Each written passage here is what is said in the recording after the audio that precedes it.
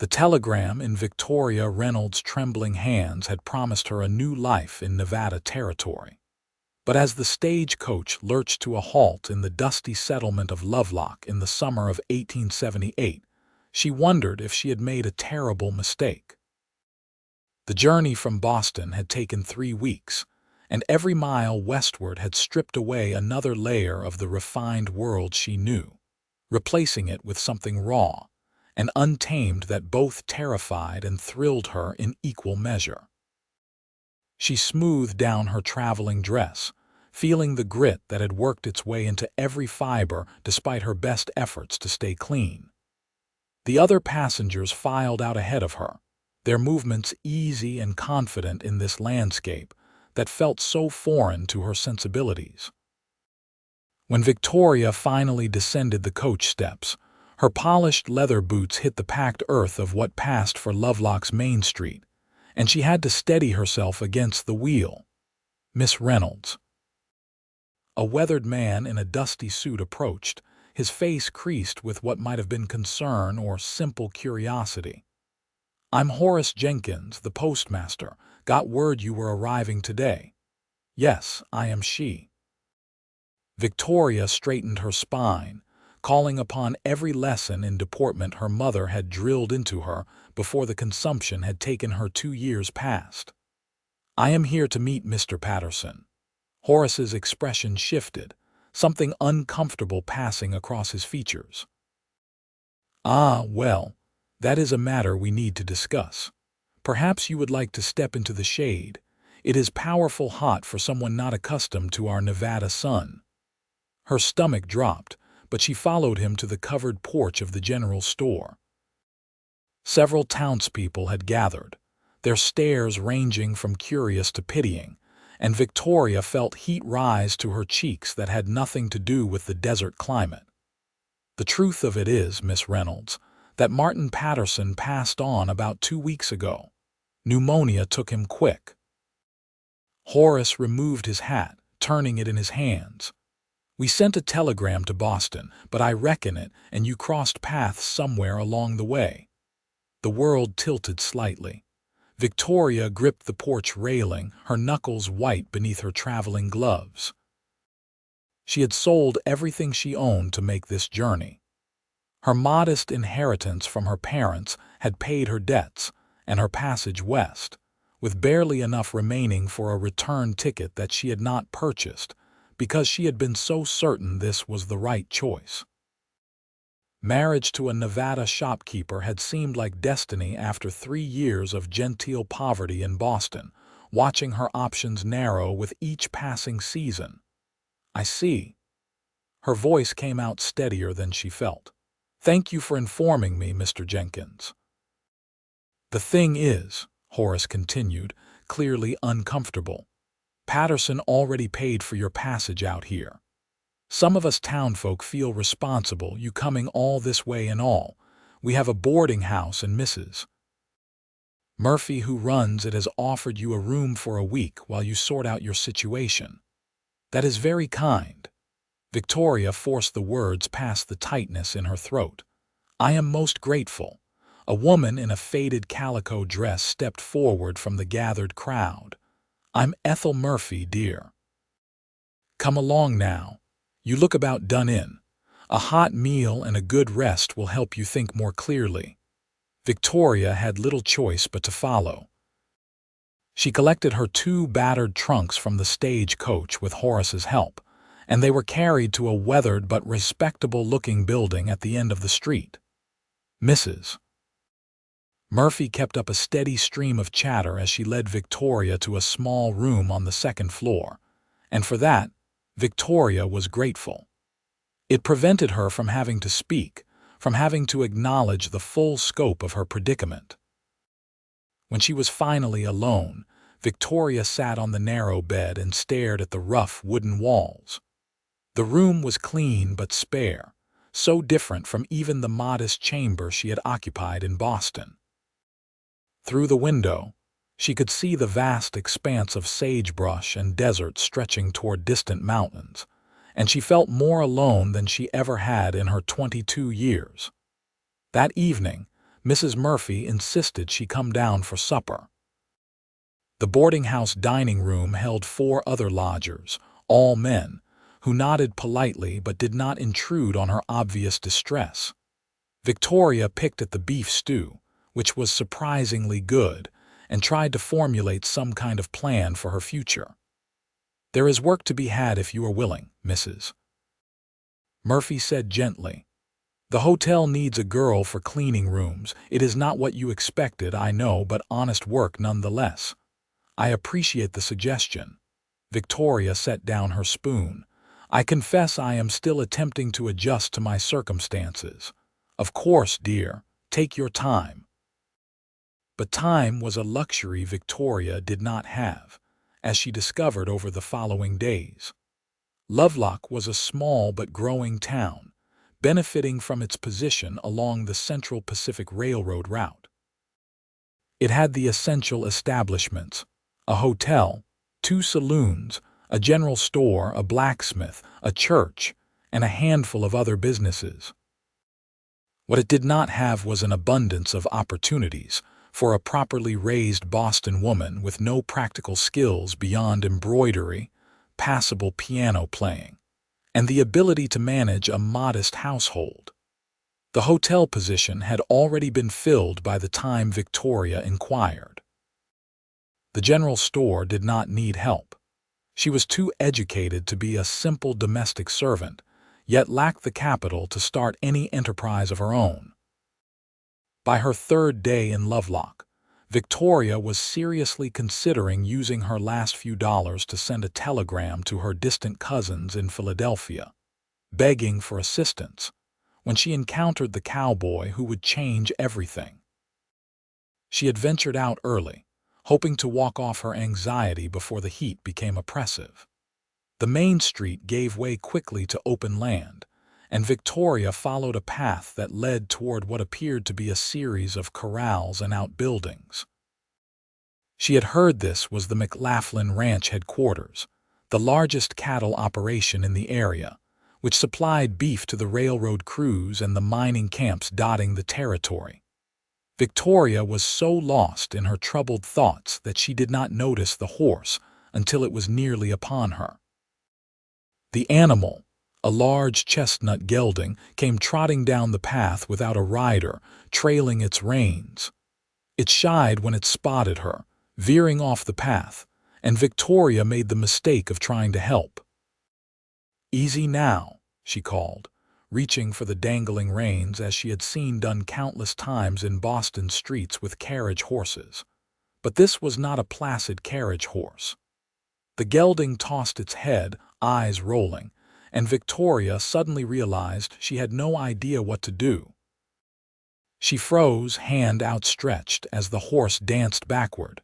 "Do not move." The voice came from behind her, low and calm. Victoria obeyed instinctively. She heard footsteps, unhurried but purposeful, and then a man moved into her peripheral vision. He was tall, dressed in work-worn denim and a chambray shirt, with a battered hat pulled low. He approached the horse with the kind of easy confidence Victoria envied, speaking in quiet tones she could not quite make out. The gelding settled immediately, lowering its head as the man gathered the reins. He ran a hand along the horse's neck, checking for something, then turned his attention to Victoria. "You hurt?"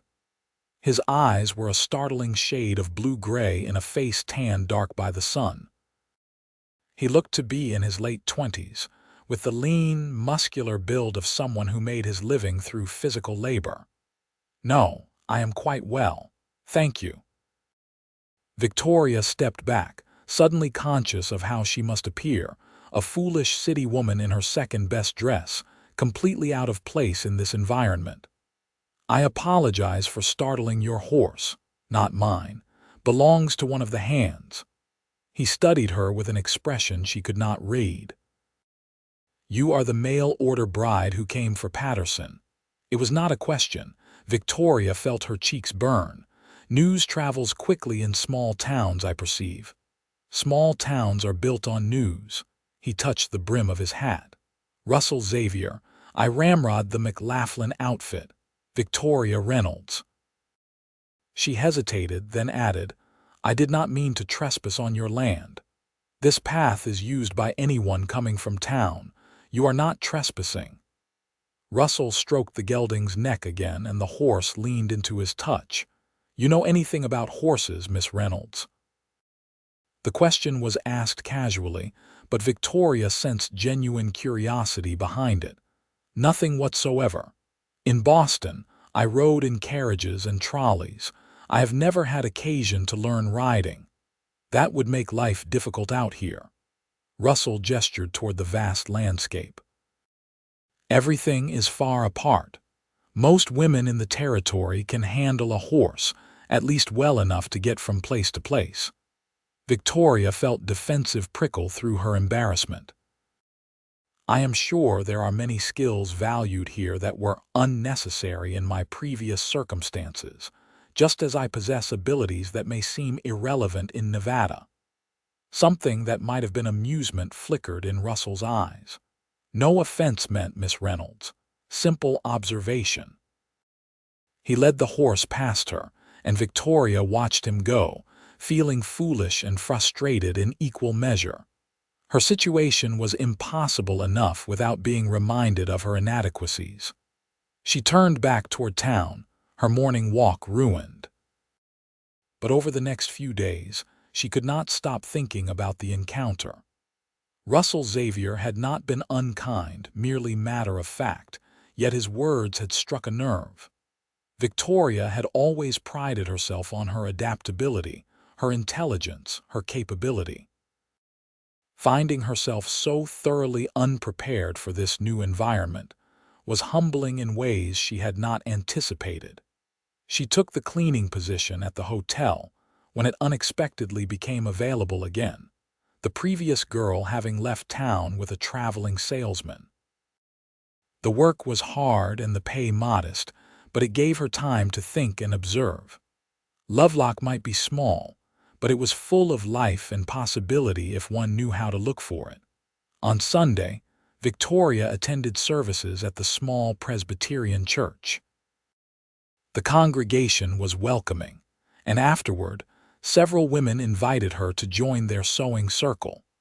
Among them was Sarah Chen, whose father had come from China to work on the railroad and stayed to open a laundry.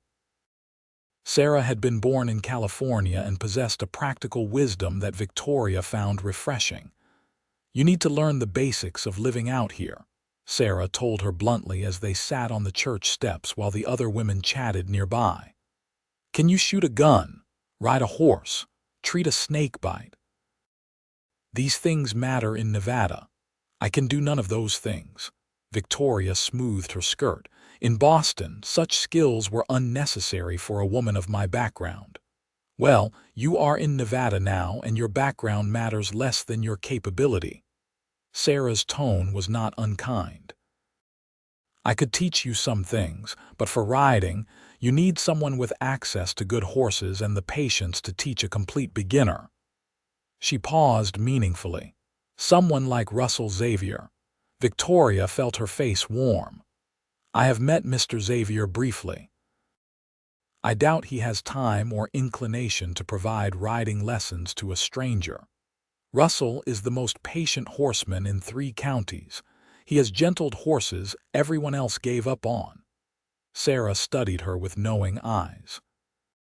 He is also single, hardworking, and decent, which is more than can be said for most men around here. You could do worse than making his acquaintance. I am not looking for a husband at present. Victoria spoke more sharply than intended. My engagement to Mr. Patterson was a practical arrangement, and his death freed us both from what would likely have been a cordial but passionless union. I have no desire to leap into another such situation. Who said anything about marriage? Sarah's smile was sly. I merely suggested riding lessons, though it is interesting where your mind went. Victoria opened her mouth to protest, then closed it again. Sarah laughed, and despite her embarrassment, Victoria found herself smiling too. It felt good to laugh, to engage in the kind of friendly teasing she had missed since leaving Boston. The following Tuesday, Victoria was sweeping the hotel porch when Russell Xavier rode up on a different horse, a compact bay mare with an intelligent eye. He dismounted with the fluid grace she was coming to associate with men who spent their lives in the saddle. "Miss Reynolds." He touched his hat brim. "Might I have a word?" "Of course, Mr. Xavier." Victoria set aside her broom, conscious of her work dress and the strand of hair that had escaped her bun. "I have been thinking about what you said, about having skills that might seem irrelevant out here." Russell leaned against the porch rail, his posture relaxed but his gaze intent. "We have a situation at the ranch. The owner's mother, Mrs. McLaughlin Sr., came to live with them last month. She is from Philadelphia, and the adjustment has been rough. She is lonely, and I think she would benefit from the company of someone with your background and education." Victoria listened, intrigued despite herself. The position would be companion and teacher to the McLaughlin children. They have 3, aged 6 to 12, and Mrs. McLaughlin has been trying to educate them herself but is overwhelmed. In return, you would receive room, board, and a salary. Russell paused. "And if you were interested, I would teach you to ride. Seems like a skill you should have living out here." "That is a generous offer." Victoria felt her pulse quicken. "Why would you arrange such a thing for a stranger? Call it enlightened self-interest. Mrs. McLaughlin Sr. has been making everyone miserable, including herself. You would be solving a problem." Russell's expression remained neutral, but Victoria sensed there was more to it. "Also, what you said stuck with me, about having abilities that matter, just different ones. Seemed wrong that you should struggle when you have something to offer." Victoria considered. The position sounded immeasurably better than hotel cleaning, and the riding lessons would address her most pressing inadequacy. Yet she hesitated, sensing this decision would set her life on a different course entirely. "I would need to discuss terms with the McLaughlins," she said finally. "They are expecting you this afternoon if you are willing. I can take you out to the ranch." Russell nodded toward the mare. "We could ride double on Daisy here, though I reckon that would be uncomfortable for you, or I can bring the buckboard around." "The buckboard would be preferable," Victoria smiled. "Given my complete inexperience with horses." "Fair enough. Give me half an hour." He was back in 20 minutes with a sturdy wagon pulled by a matched pair of draft horses. Victoria had changed into her better dress and pinned her hair more securely. She accepted Russell's hand to climb onto the bench seat, trying to ignore the warmth of his calloused palm through her glove. The ride to the McLaughlin ranch took 40 minutes along a rough track that wound through sagebrush and past occasional groves of cottonwoods. Russell pointed out landmarks and explained the basics of the ranching operation as they traveled. He had a quiet way of speaking that drew Victoria in, making her lean closer to hear over the creak of the wagon wheels. "How did you come to Nevada?" she asked when there was a lull in his explanations. "Came out from Missouri after the war. I was young, maybe 17, looking for something different than farming." Russell kept his eyes on the road. "Hired on with a cattle drive and discovered I had an affinity for horses. Been working ranches ever since, moved around some, but I have been with McLaughlin 5 years now. It is good land, good people. You never wanted your own place. Someday maybe. Land is not cheap even out here, and starting a ranch takes capital I have not saved yet." He glanced at her. "What about you? What was your life like in Boston?" Victoria found herself telling him more than she had told anyone in Lovelock. About her parents, her father's business failures and early death, her mother's long illness. About the slow slide from comfortable middle class to genteel poverty. The difficult years teaching piano to the children of families that had once been her social equals. about the decision to answer Martin Patterson's advertisement, not from desperation exactly, but from a desire to build something new rather than cling to the remnants of what had been. "You are brave," Russell said when she finished. "Coming all this way to marry a stranger takes courage." "Or foolishness." Victoria stared at the landscape. "I am still determining which, can be both." Russell pointed ahead. "There is the ranch house." The McLaughlin home was larger than Victoria expected. A rambling two-story structure with a wide porch and several outbuildings arranged around a central yard. Chickens scratched in the dust, and she could see the extensive corrals Russell had mentioned, filled with horses in various colors. James McLaughlin was a hearty man in his 40s with a booming voice and a welcoming manner. His wife, Catherine, was quieter but equally friendly. The children, 2 boys and a girl, stared at Victoria with the unabashed curiosity of the young. But it was Mrs. McLaughlin Sr., a stately woman with silver hair and sharp eyes, who most concerned Victoria. "From Boston," Russell tells me. The older woman studied Victoria over tea in the parlor while the others politely withdrew. "What part?" "Beacon Hill originally, though we moved to more modest accommodations after my father's passing." "I know Beacon Hill. I grew up on Chestnut Street." Mrs. McLaughlin's expression softened fractionally. "I have been in this God-forsaken desert for 6 weeks, and I swear I shall go mad if I do not soon have a civilized conversation." Victoria bit back a smile. "The desert does take adjustment. It is impossible.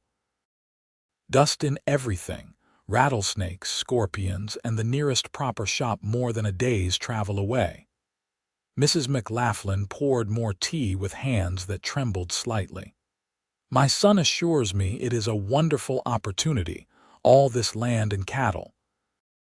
But I am 63 years old, and I miss Philadelphia dreadfully." "I understand more than you might think." Victoria accepted the tea. "I have been here less than 2 weeks, and already I have discovered the vast gap between my education and my usefulness in this territory." "Exactly so." Mrs. McLaughlin leaned forward.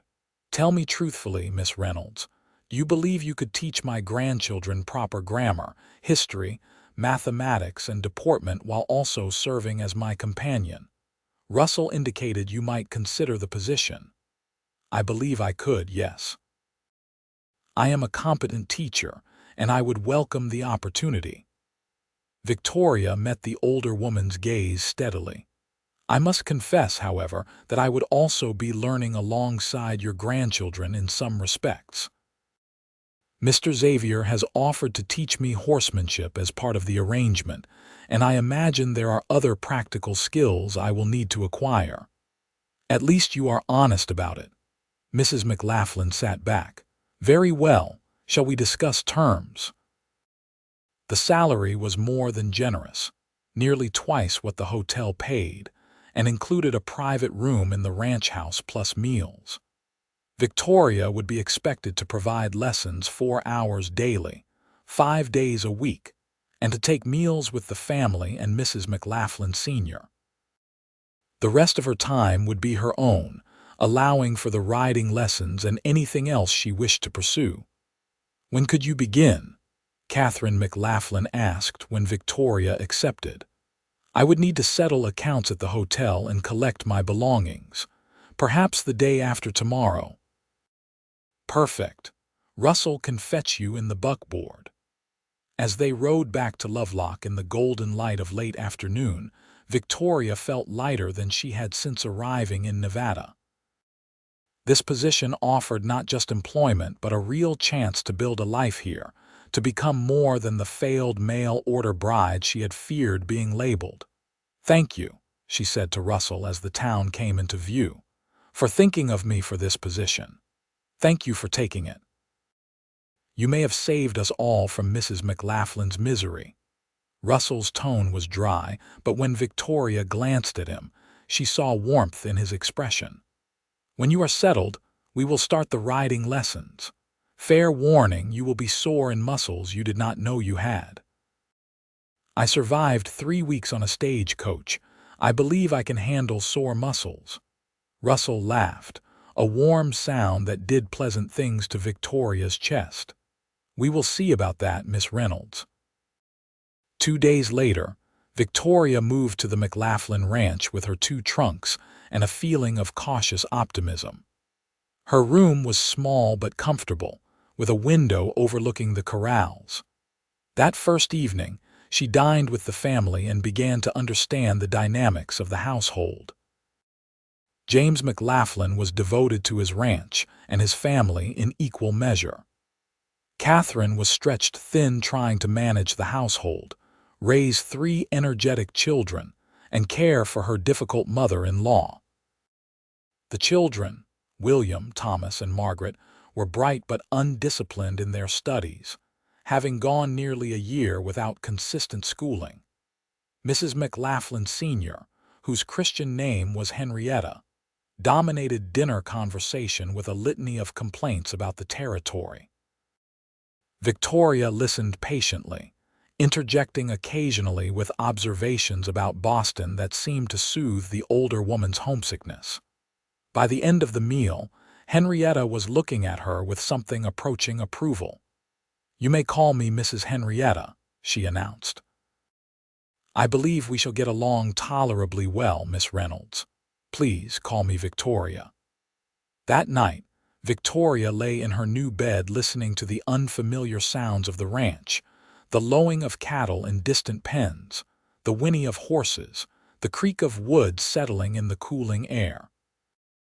She thought about Russell Xavier, who would arrive tomorrow afternoon for her first riding lesson, and felt a flutter of nervousness that had nothing to do with horses. She rose early and threw herself into establishing a routine with the children. William, the eldest at 12, was fascinated by history and mathematics, but resisted anything he deemed feminine, including proper grammar. Thomas, aged 9, would rather be outside but possessed a natural gift for reading once engaged. Margaret, only 6, was eager to learn everything and followed Victoria around like a devoted puppy. By the time Russell arrived after lunch, Victoria had already put in a full morning of teaching. He found her on the porch, reviewing lesson plans while Mrs. Henrietta napped inside. "Ready for your first lesson?" He stood at the base of the steps, holding the reins of 2 horses. One was the bay mare Daisy from earlier. The other was a smaller paint horse with a gentle eye. "As ready as I shall ever be, I suppose." Victoria set aside her papers and descended the steps, trying to hide her apprehension. Russell introduced her to the paint, whose name was Bonnie. "She is as steady as they come. Been teaching children to ride for years. If you can sit in a chair, you can sit on Bonnie." "The sitting part concerns me less than the moving part," Victoria admitted. "We will start slow. Come on." He led both horses to a flat area near the corrals where the ground was clear of brush. Russell demonstrated how to approach Bonnie properly, letting the mare smell her hand, stroking her neck. Victoria mimicked his movements, surprised by the warmth and solidity of the horse's body. "Horses are prey animals," Russell explained. "They are naturally nervous. You need to move calm and purposeful around them. No sudden movements, no high-pitched noises. You are convincing them you are safe." Victoria nodded, concentrating. Russell showed her how to check the saddle, explaining each piece of tack and its purpose. His hands were steady and sure, and she found herself watching him as much as the horse. "Now, mounting. Put your left foot in the stirrup, hold the saddle horn with both hands, and swing your right leg over. I will help you the first time." Victoria positioned herself as instructed. Russell stood close behind her, his hands steadying her waist as she attempted to haul herself into the saddle. It took 3 tries, and she arrived in the seat with considerably less grace than she would have liked, but she was up. The ground looked alarmingly far away. How does that feel? Russell adjusted her stirrups, his touch impersonal but somehow still intimate, precarious. Victoria gripped the saddle horn. I feel as though I might tumble off at any moment. You will not. Bonnie is standing still and I have the reins. Just sit for a minute and get used to it. Victoria forced herself to breathe and relax. Bonnie shifted her weight and Victoria gasped, clutching the horn tighter. Easy. She is just settling. Horses move all the time, little shifts and adjustments. You need to move with her, not fight against it. Russell demonstrated with Daisy, mounting in one fluid motion that made Victoria absurdly envious. See, relax your hips and lower back. Think of it like dancing. You move with your partner. I was never much of a dancer either, Russell smiled. Then you will learn 2 new skills at once. He kept his word about starting slow. That first lesson consisted entirely of sitting on Bonnie while Russell led her in slow circles around the clearing. He talked constantly, explaining the mechanics of riding, pointing out what Victoria was doing right and gently correcting what she did wrong. Your heels need to be down. Imagine pushing weight through your feet into the stirrups. That gives you stability. Victoria adjusted, and immediately the seat felt more secure. Better. Now hold the reins like this. Not too tight, but not loose either. You are having a conversation with the horse through these leather straps. Too harsh, and you hurt her mouth. Too soft, and she does not know what you want. By the end of an hour, Victoria was walking Bonnie in circles with Russell beside her, still leading but with increasing length in the lead rope. Her thighs were trembling, and she suspected tomorrow would bring the promised soreness, but she had not fallen off. Excellent first lesson. Russell helped her dismount, his hands again steadying her waist. When her feet hit the ground, her legs nearly buckled.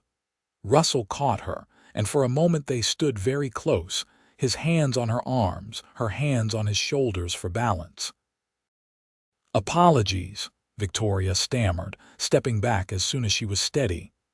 My legs seem to have forgotten their purpose. Normal after your first ride. Walk around a bit. It will come back. Victoria walked, feeling ridiculous as the strength gradually returned to her legs. Russell tended to the horses, removing their tack and leading them to water. She watched him work, noting his easy competence, the obvious affection he had for the animals in his care. Same time tomorrow, he asked when the horses were settled in the corral. Yes, thank you. Despite my graceless dismount, I enjoyed that more than I anticipated. You did well. Most first-timers are more nervous. Russell picked up his hat, which he had set aside during the lesson. You have good instincts. You will be riding on your own before you know it. Over the following weeks, Victoria fell into a rhythm at the McLaughlin Ranch. Mornings were devoted to teaching the children, which she found both challenging and rewarding. Afternoons brought her riding lessons with Russell, which became the highlight of her days. Evenings she spent with Mrs. Henrietta, reading aloud or simply talking about their old lives back east. The riding progressed faster than Victoria expected. By the end of the first week, she was walking Bonnie on her own with Russell riding alongside. By the second week, they progressed to trotting, which was considerably less comfortable than walking but gave Victoria a wonderful sense of accomplishment. You are a natural, Russell told her as they cooled the horses after a particularly good lesson. Another few weeks and you will be ready for longer rides. Where would we go? Victoria patted Bonnie's neck, pleased when the mare leaned into her touch. There is a place I want to show you, a canyon about an hour from here with a spring. Prettiest spot in this part of the territory. Russell's expression was casual, but something in his tone made Victoria's pulse quicken. I would like that very much. As the lessons continued, Victoria found herself learning more than just riding. Russell taught her how to read the weather in the shape of clouds, how to spot wildlife tracks in the dust, which plants were safe to touch, and which to avoid. He showed her where the ranch's boundaries lay and explained the constant work required to maintain a cattle operation in the Nevada desert. They talked as they rode, conversations that ranged from practical matters to deeper subjects. Russell told her about growing up in Missouri, about his family's farm and the war that had torn through his teenage years. He spoke little of the fighting itself, but Victoria heard in his careful words the weight of experiences he had not yet fully unpacked. She, in turn, found herself sharing things she had told no one else. About the loneliness of her last years in Boston, watching friends marry while she slowly accepted that her circumstances made her an unsuitable match for the men of her social circle. About the grief that still caught her unawares when she remembered her mother's final days. "You miss it?" Russell asked one afternoon as they let the horses drink from a creek. "Boston, your old life," Victoria considered the question seriously. "I miss certain things. The symphony, the libraries, the ocean. But I do not miss the person I was becoming there, so focused on survival that I forgot to actually live." She looked at him. "Coming here, even under such strange circumstances, has reminded me that I am capable of more than I believed. You are capable of a great deal." Russell's gaze was steady and warm. "You learn to ride faster than anyone I have taught. You have those children reading at levels beyond their years. Even Mrs. Henrietta smiles now, which I reckon is a minor miracle." Victoria laughed. "Mrs. Henrietta is not so fearsome once you understand that her complaints are really expressions of fear. She is terrified of being useless, of being a burden to her son. And you figured that out how?" I recognized it. "I felt the same way when I first arrived." Victoria gathered Bonnie's reins. "Shall we continue?" They rode on, and Victoria thought about how comfortable she had become in Russell's presence. He never pushed her, never made her feel inadequate for her ignorance of Western ways. Instead, he met her where she was and helped her grow from that place. It was, she reflected, the kindest thing anyone had done for her in years. On a warm afternoon in late September, nearly 6 weeks after Victoria had arrived at the ranch, Russell announced she was ready for the longer ride to the canyon. "We will leave early, spend a few hours there, and be back before dinner," he told her. "Bring water and something to eat. It is a climb and you will work up an appetite." Victoria packed carefully, excitement fizzing through her veins. She wore her riding skirt, which Catherine had helped her sew from sturdy denim fabric, and a simple cotton blouse. Her hair was braided and pinned securely beneath a wide-brimmed hat Russell had given her to protect against the sun. They set out just after dawn, when the air still held a hint of coolness.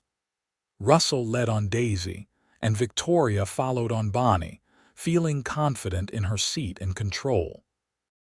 The trail wound through sagebrush and around rocky outcroppings, gradually rising as they moved toward the low mountains west of the ranch. "How much land does McLaughlin own?" Victoria asked, impressed by the endless vista. "About 15,000 acres, though he has grazing rights on quite a bit more public land." Russell pointed out the boundaries as they rode. "It takes a lot of acreage to support cattle in this climate, not like the lush pastures back east." The ride took longer than an hour, closer to 90 minutes, but Victoria did not mind. Being on horseback with Russell, moving through this vast landscape, she felt more alive than she ever had in Boston. The desert, which had seemed barren at first glance, revealed itself as richly detailed once you learned to look. Birds flashed among the sage, lizards darted across rocks, and once she spotted a group of pronghorn antelope in the distance. When they finally reached the canyon, Victoria caught her breath. The trail descended into a narrow cleft in the rock where a spring bubbled up to form a small pool surrounded by greenery. Cottonwood trees provided shade, and the sound of water was a gift after the dry miles. Russell helped her dismount and they led the horses to drink. Victoria knelt by the pool, cupping the cold water in her hands to splash her face. "It is beautiful," she said, looking around. "How did you find this place?" "Came across it a few years back when I was tracking some strays. The McLaughlins know about it, but most of the hands do not bother coming this far." Russell unpacked their lunch, laying it out on a flat rock in the shade. "I like to come here sometimes when I need to think." They ate bread and cheese and dried apples, sharing water from Russell's canteen. The horses dozed nearby, tails swishing at flies. It felt remarkably domestic, remarkably right, sitting here with Russell in companionable silence. "Victoria." Russell's voice was quieter than usual. "I need to tell you something, and I am not certain of the proper way to say it." Her heart began to pound. "You can tell me anything." He met her gaze, and she saw nervousness there, which was so unlike his usual calm confidence. "These past weeks, teaching you to ride, spending this time together, it has meant more to me than I can properly express. You are the most remarkable woman I have ever known. Your strength, your intelligence, your determination to master new skills despite how foreign they are to you, it all impresses me deeply." Victoria's mouth had gone dry. "Russell, let me finish." He shifted closer. "I know you came here expecting one kind of life and got something entirely different. I know you are still finding your place in Nevada. But I find myself hoping that perhaps, in time, you might consider a future that includes me. Not immediately," he added quickly. "I am not asking you to make any decisions today. I just need you to know that my interest in you goes beyond teaching you to ride." For a moment, Victoria could not speak. Joy and fear warred in her chest. She had been half in love with Russell for weeks now, though she had been afraid to name the feeling. But the idea of opening her heart again, of planning a future when the last one had fallen apart so completely, was terrifying. "I care for you as well," she said finally. "More than I expected to care for anyone again. But Russell, I am frightened. Everything I thought I knew about my future was wrong. I do not trust my judgment where matters of the heart are concerned." "I understand that." Russell reached across the space between them and took her hand. His palm was warm and calloused against hers. "I am not asking you to trust me blindly. I am asking you to give whatever is growing between us a chance to develop honestly. No false promises, no rushing. Just the truth between us and time to see where it leads." Victoria looked at their joined hands, then up at his face. Russell's expression was open, hopeful but not demanding. He was offering her something precious, the space to choose freely without pressure or pretense. "I would like that," she said softly. "Very much." Russell's smile transformed his face, and Victoria realized she had never seen him truly happy before. He lifted her hand and pressed a kiss to her knuckles, the gesture courtly despite their rough surroundings. They stayed by the spring another hour, talking more freely now that the unspoken tension between them had been acknowledged. Russell told her about his dreams for the future, about the small spread he hoped to buy someday and stock with horses he had trained himself.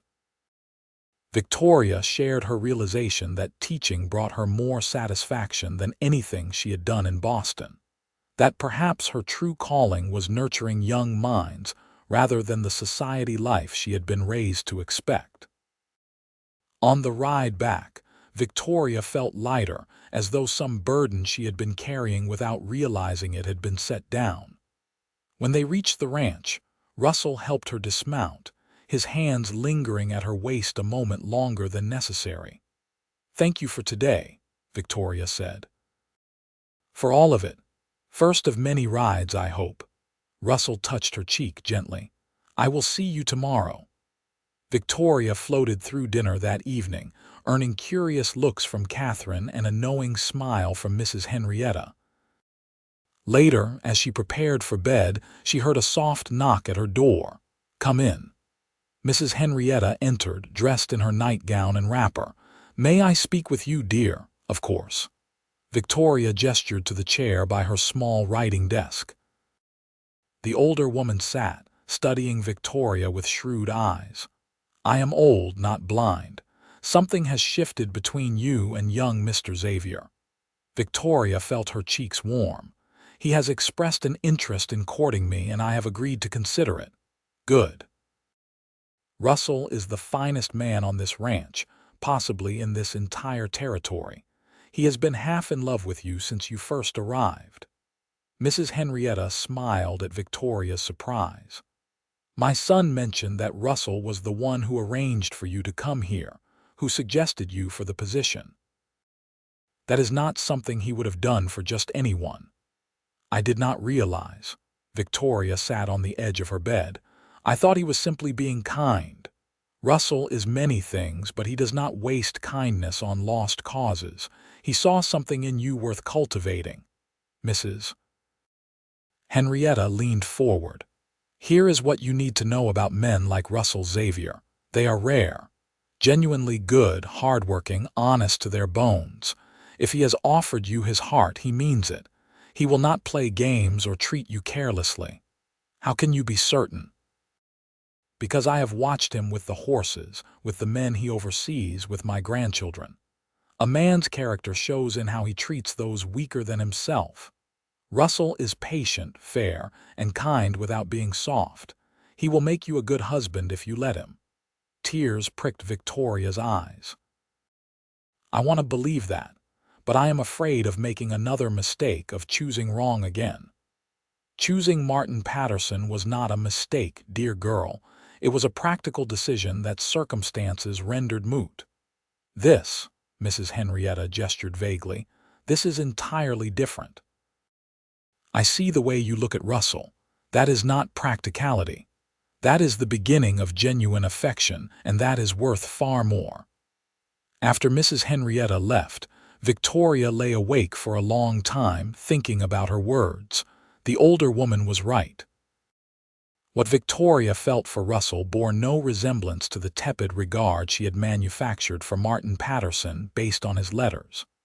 This was real attraction, real respect, the foundation of something that could grow into enduring love if she was brave enough to let it.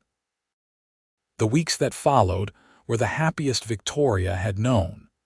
She and Russell settled into an acknowledged courtship, which meant the riding lessons continued but now included more conversation, more laughter, more lingering looks. He taught her to lope, that beautiful rocking gait between a trot and a gallop, and she felt like she was flying across the desert. They began taking longer rides together, exploring the territory around the ranch. Russell showed her the boundaries of McLaughlin land, the seasonal streams that filled during the brief wet season, the rocky peaks where eagles nested.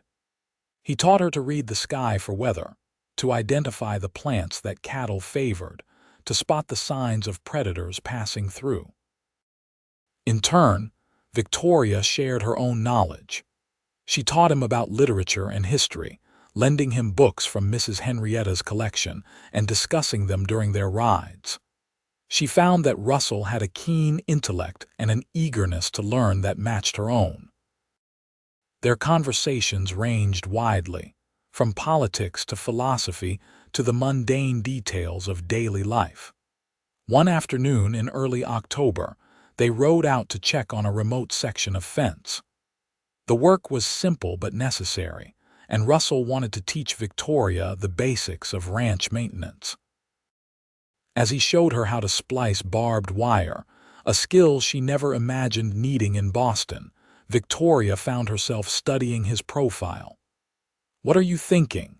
Russell asked, catching her staring. "That 6 months ago I could not have imagined myself here doing this with you." Victoria held the wire as he had shown her. My life has changed so completely. Regrets. His voice was carefully neutral, not a single one. She meant it. I am happier here like this than I ever was in Boston society. Turns out I am better suited to mending fences than attending tea parties. Russell's laugh was warm. You are suited to whatever you set your mind to, Victoria Reynolds. That is one of the many things I admire about you. Many things. She arched an eyebrow teasingly. Care to enumerate them? We might be here all night. But his eyes were soft as he looked at her. Your courage in facing the unknown. Your kindness to Mrs. Henrietta when others find her impossible. The way you inspire those children to love learning. Your determination to master riding even though it terrified you at first. Your honesty, your intelligence, your laugh. He paused. The way my heart races every time I see you. Victoria set down the wire and moved closer to him. Russell Xavier, are you attempting to court me with pretty words? Is it working? In answer, Victoria stretched up and kissed him. It was brief, chaste by any standard, but it sent warmth flooding through her entire body. Russell's arms came around her, careful and respectful, holding her close but not confining. When they parted, he rested his forehead against hers. I am in love with you, Victoria. I need you to know that. Not telling you to pressure you into anything, just laying out the truth. I love you too. The words came easily, feeling right in her mouth. I think I have for weeks now, but I was too cautious to admit it even to myself. And now I am done being cautious. Life is too short and too uncertain. Victoria pulled back enough to meet his eyes. I want a future with you, Russell, whatever that looks like. Russell kissed her again, deeper this time, and Victoria felt the last of her reservations dissolve. This was right. He was right. They were right together in a way she had never experienced before. That evening, Russell spoke to James McLaughlin privately. Victoria waited in her room, nervous despite her certainty. When Russell knocked on her door an hour later, his expression told her everything she needed to know before he spoke. McLaughlin gives us his blessing, says you are the best thing to happen to his household in years, and he would be pleased to have you as part of our extended ranch family. Russell took her hands. Victoria, will you marry me? Properly, without haste, but with the full knowledge of what we are promising each other. Yes, Victoria laughed through sudden tears. Yes, absolutely yes. They were married 6 weeks later in the small Presbyterian church in Lovelock. The intervening time was a whirlwind of planning, dressmaking, and joy.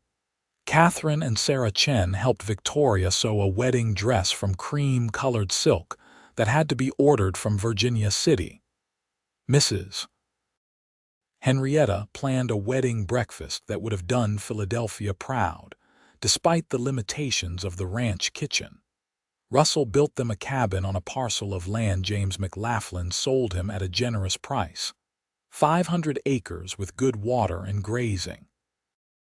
It was modest but well constructed, with 2 rooms that could expand as their family grew.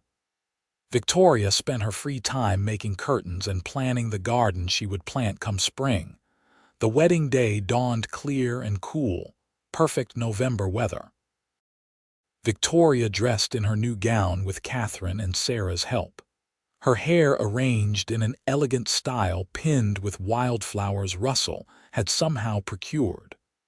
Looking at herself in the mirror, she hardly recognized the frightened woman who had arrived in Lovelock 4 months prior. The church was full, testimony to how many lives Victoria and Russell had touched in their short time in the community. Horace the postmaster was there, and Mrs. Murphy from the boarding house, and most of the McLaughlin ranch hands. The children she taught sat in the front row, scrubbed clean and beaming. When Victoria walked down the aisle on James McLaughlin's arm, having no male relative to perform the duty, she had eyes only for Russell. He stood at the altar in a new suit, his hair neatly trimmed, looking more nervous than she had ever seen him. When she reached his side and took his hand, his expression transformed into pure happiness. The ceremony was simple but heartfelt. They spoke vows they had written themselves, promising partnership and respect alongside the traditional words about love and fidelity. When Russell kissed her as his wife, Victoria felt like her life was finally beginning in earnest. The wedding breakfast at the McLaughlin Ranch House was a joyous affair with food, music, and dancing. Russell proved to be a surprisingly good dancer, guiding Victoria through reels and waltzes with the same confident grace he brought to everything. As the sun began to set, painting the desert in shades of gold and crimson, they slipped away from the celebration. Russell had 2 horses saddled and waiting. Not Bonnie and Daisy this time, but a pair of matched chestnuts he had spent weeks selecting. "My wedding gift to you," he told Victoria, indicating the smaller of the 2. "Her name is Sunset. Figured since you learned to ride on Bonnie, you should have a horse of your own now." Victoria stroked the mare's neck, touched beyond words. "She is perfect, thank you. Thought we might take a ride before heading home." Russell mounted his gelding, Flame. "There is somewhere I want to take my wife on our wedding day." They rode out from the ranch as the sun sank toward the horizon, the sky blazing with color. Victoria felt completely at ease in the saddle now, her body moving naturally with Sunset's rhythm. She laughed aloud from pure joy, and Russell's answering grin lit up his face. He led them to a rise overlooking miles of open land, their land now, where they could see the cabin Russell had built standing sturdy against the landscape. They dismounted and stood side by side, his arm around her shoulders, watching the sun paint the world in fire. "Do you remember the first time we met?" Russell asked. "When you tried to catch that runaway horse and I told you life would be difficult out here without riding skills. I was mortified. You seemed so capable and I felt so useless." Victoria leaned into his warmth. "I thought you were the bravest thing I had ever seen. This Eastern woman in her fancy dress, standing in the middle of nowhere, refusing to be defeated by circumstances." Russell turned her to face him. "I told myself that day I was going to marry you if you would have me. Took me months to work up the courage to tell you so. I am glad you did. I am glad you saw something in me worth cultivating, as Mrs. Henrietta said." Victoria touched his face. "You helped me become who I was meant to be, not just with the riding, but all of it. You gave me room to find myself." "You did that yourself. I just provided some direction." Russell kissed her softly. "Ready to ride home, Mrs. Xavier?" "More than ready." They mounted again and rode toward their cabin as the sun slipped below the horizon, the sky fading from gold to purple to deep blue. Stars began to emerge, more than Victoria had ever seen in Boston, a glittering canopy that seemed close enough to touch. She felt Russell's presence beside her, steady and sure, and knew that whatever challenges lay ahead, they would face them together. Their cabin was small but cozy, warmed by the fire Russell had laid that morning. He carried Victoria over the threshold, and she laughed at the traditional gesture. They had been so unconventional in every other way that the bit of tradition felt both silly and sweet. That night, Victoria lay in Russell's arms in their bed and listened to the vast silence of the desert. It no longer frightened her, that emptiness. She understood now that it was not empty at all, but full of subtle life and endless possibility. "What are you thinking?" Russell's voice was drowsy. "That I am exactly where I am supposed to be, that every wrong turn and disappointment led me here to you, to this life. I would not change a single step of the journey. Even the part where you could not ride a horse." She could hear the smile in his voice. "Especially that part. It gave me a reason to spend time with a certain handsome cowboy." Victoria rolled over to face him. Thank you for teaching me, Russell, not just riding, but how to live out here, how to be brave enough to embrace something completely new. We will keep learning together, both of us." Russell pulled her close. "That is what marriage should be, I think. Two people helping each other become their best selves. I love you. I love you too. Now sleep, wife. Tomorrow we have a ranch to run." Victoria closed her eyes, smiling into the darkness. Tomorrow they would begin their life's work together, building something lasting in this harsh but beautiful land. It would not always be easy, she knew. Nevada was unforgiving and ranching was hard, uncertain work. But they would face it side by side, partners in every sense. The first year of their marriage was one of both joy and adjustment.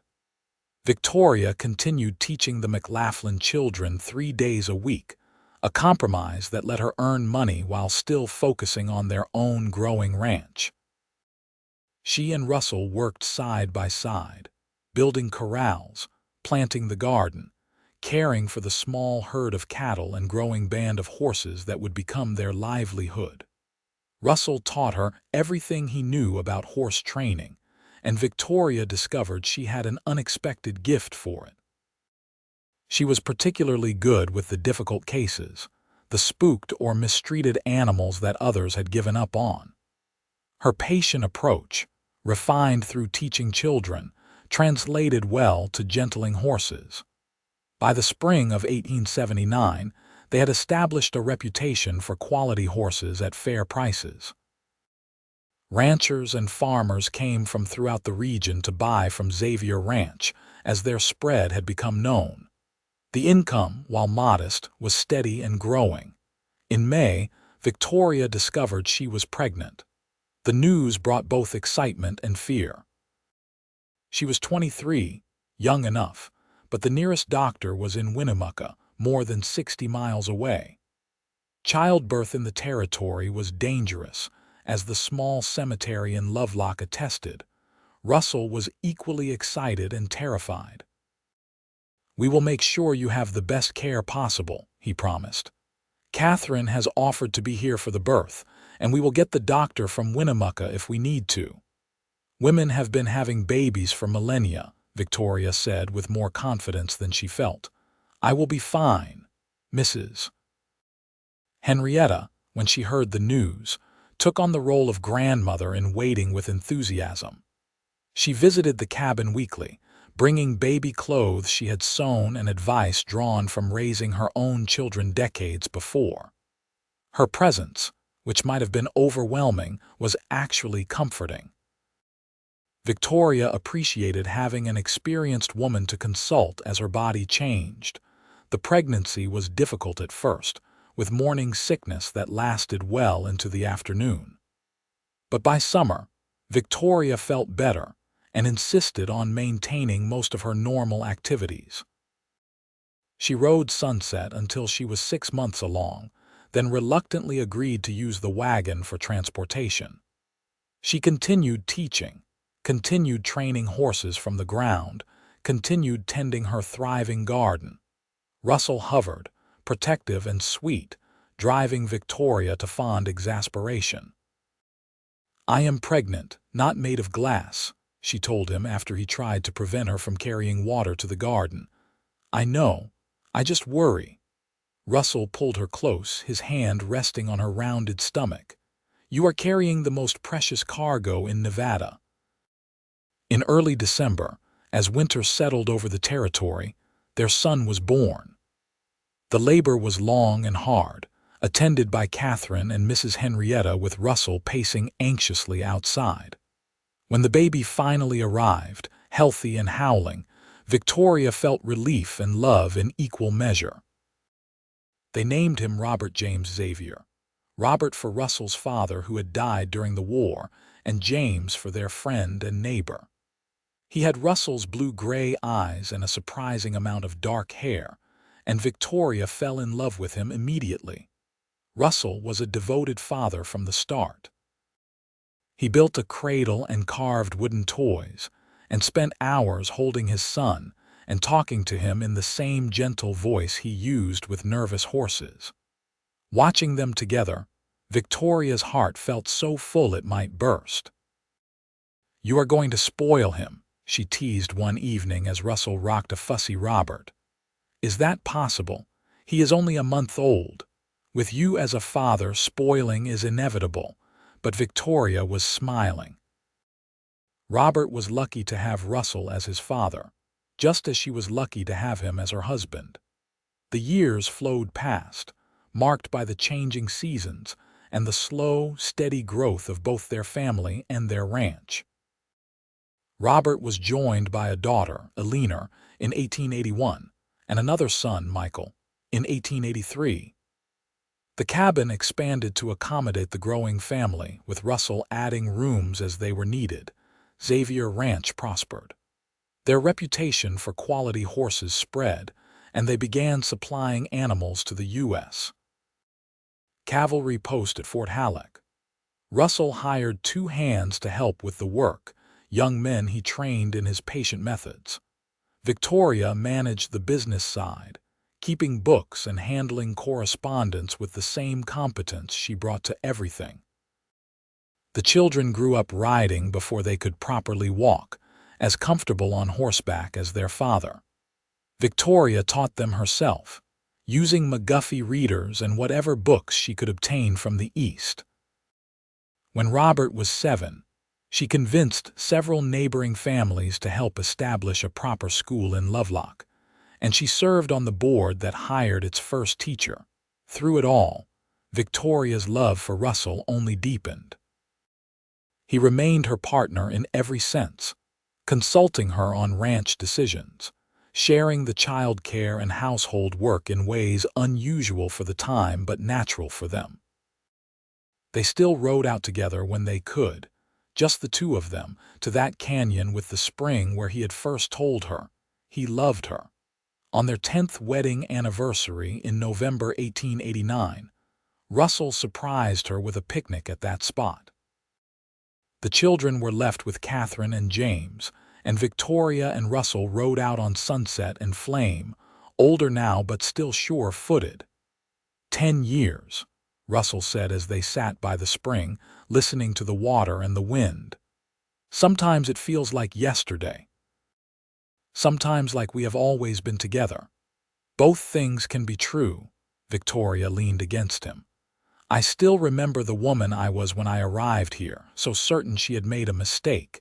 If I could tell her what was waiting for her, she would not believe it." "What would you tell her?" "That the best things in life often come from the detours, that choosing courage over fear leads to joy." Victoria took his hand, lacing their fingers together. "That the cowboy who teaches you to ride might just teach you how to live." Russell kissed her temple. "That Boston woman who could not ride a horse taught me a few things too. About patience, about the strength in seeming softness, about how love can transform everything if you let it." As the sun began its descent, painting the sky in familiar gold and crimson, they mounted their horses for the ride home. Their children would be waiting, along with the ranch and the life they had built together. But for now, Victoria was content to ride beside Russell into the sunset, just as she had done countless times before and would do countless times again. The ride home was peaceful, both of them comfortable in the silence that comes from deep understanding. When they crested the final rise and saw their ranch spread below, lights glowing in the windows, Victoria felt a profound sense of gratitude. This life, this love, this family, they were everything she had never known she wanted, more than she had dared to dream. "Race you to the barn," Russell said suddenly, his eyes glinting with mischief. "You are on." Victoria urged Sunset forward, laughing as the mare responded eagerly.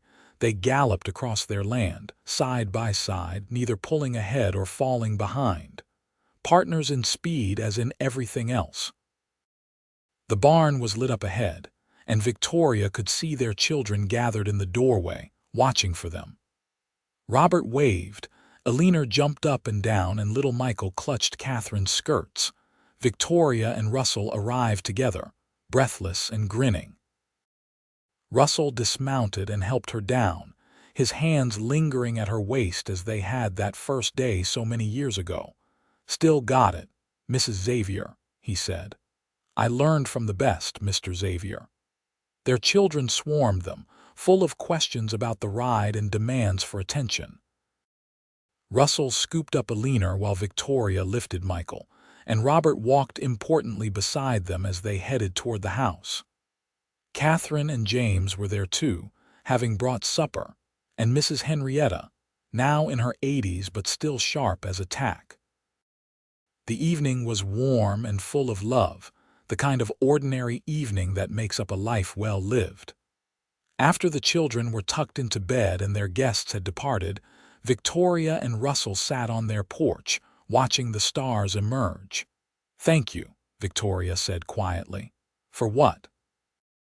"For seeing who I could become before I saw it myself, for giving me the space and encouragement to grow, for loving me through all the changes and challenges." Russell was quiet for a moment. "You had it in you all along, Victoria. I just helped you find your confidence. Everything you have become, you built yourself. We built it together, the ranch, the family, this life, together." Victoria rested her head on his shoulder. "That is what makes it so precious." They sat in comfortable silence, listening to the night sounds of their ranch. Horses moving in the corrals, an owl hooting in the distance, the rustle of wind through the sage. These were the sounds of home now, as familiar and dear as Russell's breathing beside her. The years continued their steady march. The children grew, learned, and eventually began making their own ways in the world. Robert, serious and hardworking like his father, took over more responsibility on the ranch. He married a rancher's daughter from Winnemucca in 1898 and brought her home to Xavier Ranch, where they built a house on the north section of the property. Alina surprised everyone by declaring her intention to attend the University of Nevada in Reno. Victoria and Russell, firm believers in education, supported her decision despite the raised eyebrows of their neighbors.